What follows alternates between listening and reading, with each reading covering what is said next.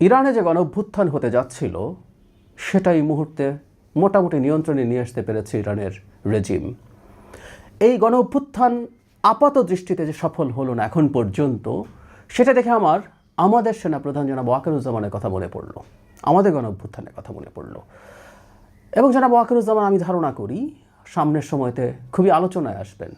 আমাদের এই দেশকে গণতান্ত্রিক ট্রানজিশন যাদের পছন্দ না, তারা জনাব ওয়াকারুজ্জামানকে আবারও পূর্ণ শক্তিতে টার্গেট করবেন বলে আমি ধারণা করি। তাই আগে ভাগে কয়েকটা কথা বলে রাখা দরকার। এবং ইরানিয়ান এই আপরাইজিং কেন আমাকে তার কথা স্মরণ করালো সেই জায়গায়ও আসছি।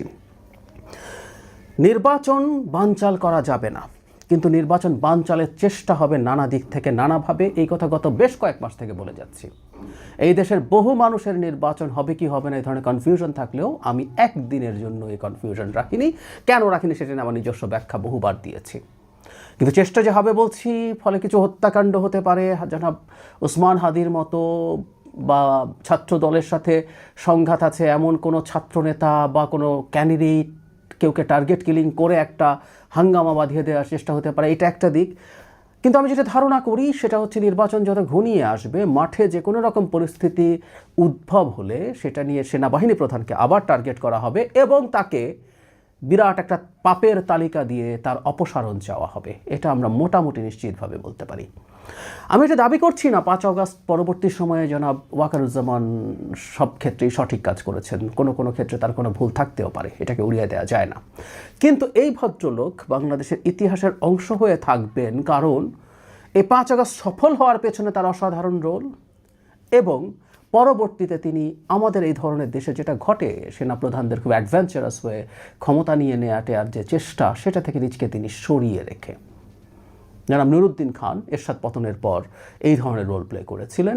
একই রকম একটা রোল তিনি প্লে করছেন। রাদার যারা নির্বাচন না হতে দিয়ে বা এটা একটা বিপ্লব বলে একটা বিপ্লবী সরকার বানিয়ে রাষ্ট্র ক্ষমতা অনির্দিষ্টকালের জন্য ক্যাপচার করে ফেলতে চেয়েছিলেন, সেটার ক্ষেত্রে বড় বাধা হয়ে দাঁড়িয়েছিলেন জনাব ওয়াকারুজ্জামান। এই কারণেই আসলে তাকে নানাভাবে টার্গেট করা হয়েছে। যেখানে যাই ঘটুক না কেন ওয়াকার দায়ী। এই ক্যাম্পেইন ক্রমাগত চলেছে, এটা আবারও চলবে, কোনো সন্দেহ নেই। কারণ তিনি দীর্ঘদিন থেকে নির্বাচনের পক্ষে তার অবস্থান স্পষ্টভাবে জানিয়েছেন।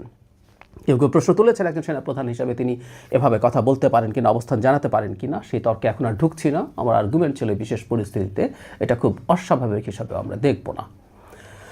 ইরানের গণঅভ্যুত্থান প্রসঙ্গে কেন জনাব ওয়াকারের কথা মনে উঠল? আমরা যারা ইরানের গণঅভ্যুত্থান ফলো করছি তারা খেয়াল করছি অ্যাপারেন্টলি এটাকে ইরানের রেজিম নিয়ন্ত্রণ করে ফেলতে পেরেছে। কিন্তু এই গণঅভ্যুত্থান আমাদের চাইতেও রক্তাক্ত ছিল, আমাদের চাইতেও ভায়োলেন্ট ছিল। ইরানের প্রায় সব প্রদেশে, প্রায় সব বড় শহরে মারাত্মকভাবে এই প্রটেস্ট হয়েছে এবং এটাকে মারাত্মক বল প্রয়োগের মাধ্যমেই ইরানিয়ান রেজিম অ্যাপারেন্টলি নিয়ন্ত্রণে এনেছে। আমাদের মতো ইন্টারনেট ব্ল্যাকআউট সহ সব হয়েছে, লেথাল ওয়েপন ইউজ করা হয়েছে, প্রচুর ঘটনা। এবং ইরান যেহেতু গ্লোবাল জিওপলিটিক্সের খুব গুরুত্বপূর্ণ পয়েন্টে আছে, তাই মিস্টার ট্রাম্পও খুব সিগনিফিক্যান্টলি এটাতে রিয়্যাক্ট করেছেন, তার অ্যাটিটিউড দেখিয়েছেন, তার অবস্থান জানিয়েছেন। সর্বশেষ খবরে অন্তত 3000 মানুষ হত্যাকাণ্ডের শিকার হয়েছে, এটা স্বীকৃত তথ্য। এমনকি ইরানের আয়াতুল্লাহ খামেনি এই হাজার মানুষ নিহত হওয়ার কথা স্বীকার করে আমেরিকা এবং ষড়যন্ত্রকারীদেরকে দায়ী করেছেন। তার মানে এটা হয়েছে। আর বেসরকারি হিসাবে এই মৃত্যুর সংখ্যা কুড বি ইভেন 15 to 20,000। এত মানুষের হত্যাকাণ্ড হলো, কিন্তু এখন পর্যন্ত অন্তত এই রেজিমের পতন হলো না। আমি যদিও মনে করি এই রেজিম আসলে টিকবে না, এই গণ অভ্যুত্থানও তার পতনের একটা গুরুত্বপূর্ণ মাইল ফলক হিসেবে থাকবে। কিন্তু এই যে এখন পতন হলো না, এটা কেন হলো না? এর জবাব হচ্ছে এই ধরনের গণ অভ্যুত্থানগুলোর কোনো একটা পর্যায়ে আসলে সেনাবাহিনীর সমর্থন প্রত্যাহার করা প্রয়োজন হয়। এরশাদ পতনের সময়ও আসলে সেনাবাহিনী সমর্থন প্রত্যাহার করেছিল। জেনারেল নুরুদ্দিন অস্বীকৃতি জানিয়েছিলেন যে তিনি এরশাদের হয়ে জনগণকে আর কোনোভাবেই বল প্রয়োগ করবেন না। এখানেও তাই হয়েছে। বিশেষ করে আমরা অনেকে জানি ইরানের একটা রেগুলার সেনাবাহিনী আছে, সেটা প্রেসিডেন্টের কমান্ডে থাকে, কিন্তু ইরানের আসলে ওই সেনাবাহিনী প্রধান শক্তি না। ইরানের প্রধান শক্তি হচ্ছে IRGC, Islamic Republic guard corps. এটার সরাসরি কমান্ড হচ্ছে আয়াতুল্লাহ আলী খামেনির হাতে। এটা শুধু দেশে না, এটার বাইরেও আরও বহু শাখা প্রশাখা আছে, প্রক্সিদেরকে মেনটেন করে। আমরা জানি যে লেবাননের হেজবুল্লাহ, তারপরে হৌতিরা আছে, যারা যারা আছে, ইনফ্যাক্ট হামাস আছে, প্রত্যেককে আসলে আইআরজিসি নিয়ন্ত্রণ করে। সো খুবই পাওয়ারফুল একটা বাহিনী।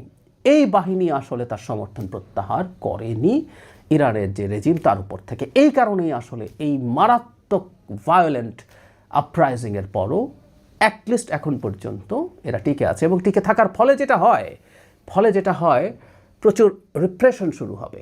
কয়েকশো মানুষকে গ্রেফতার করা আছে যাদের মৃত্যুদণ্ড হতে পারে, সংখ্যাটা অন্তত 800 এরকম বলা হচ্ছে। ইরান পৃথিবীর সবচেয়ে বেশি মৃত্যুদণ্ড কার্যকরকারী দেশগুলোর একেবারে টপে থাকে। গত বছরও এখানে 1500 মানুষের মৃত্যুদণ্ড কার্যকর করা হয়েছিল।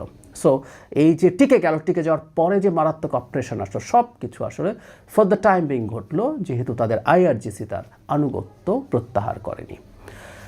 তাহলে এবার আমরা মনে হয় বুঝে ফেলছি জনাব ওয়াকার কেন আমাদের এই ইতিহাসে চিরকাল স্মরণ করা হবে তাকে।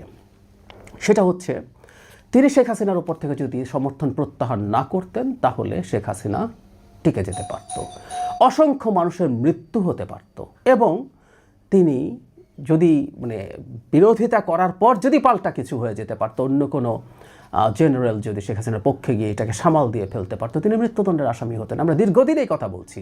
সো এই ঝুঁকি নিয়ে জনাব ওয়াকার দাঁড়িয়েছিলেন জনগণের পক্ষে।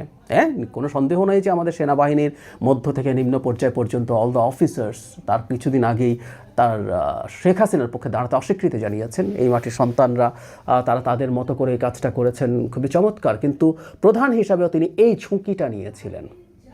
মজার ব্যাপার হচ্ছে এরপরও কিছু মানুষ তাকে ভিলেন বানানোর চেষ্টা করে। কারণটা হচ্ছে ওই যে তিনি এই যে যারা সরকারের ভেতরের একটা অংশ, সরকারের বাইরের একটা অংশ, যাদের একটা অংশ দেশে থাকেন, বিদেশে থাকেন, অমুক গ্যাং তমুক গ্যাং বলে পরিচিত আছেন, কেউ ন্যারেটিভ তৈরি করেন, কেউ এটাকে অ্যাম্প্লিফাই করেন, কেউ এনার্কি তৈরির চেষ্টা করেন, প্রত্যেকের কমন শত্রুদের একজনে পরিণত হয়েছেন তিনি।